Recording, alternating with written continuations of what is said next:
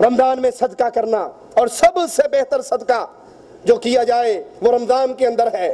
نبی کریم ماہ رمضان میں صلی اللہ علیہ وسلم باقی مہینوں کی نسبت زیادہ صدقہ کرتے۔ جس طرح تیز ہوا چلتی ہے اور تیز ہوا اپنے ساتھ بہا کر لے جاتی ہے چیزوں کو، اللہ کے پیارے حبیب اس طرح تیز ہوا کی طرح رمضان کے مہینے کے اندر صدقہ کیا کرتے تھے۔ اور رمضان میں عمرہ کیجئے، رسول اللہ صلی اللہ علیہ وسلم نے فرمایا رمضان میں عمرہ ایسے ہے جیسے وہ عمرہ کرنے والا محمد کریم کے ساتھ حج کر رہا ہے۔ رمضان میں عمرہ اس کو اتنا اجر و ثواب ملتا ہے جیسے اس نے پیارے حبیب علیہ السلام کے ساتھ عمرہ کیا، حج کیا۔ اور یہ رمضان کا مہینہ قرآن کا مہینہ ہے۔ مالک فرماتا ہے شہر رمضان الذی انزل فیہ القرآن، یہ وہ مہینہ ہے جس میں لوح محفوظ سے قرآن آسمان دنیا پہ نازل ہوا۔ اس مہینے میں زیادہ وقت قرآن کی تلاوت میں گزاریے۔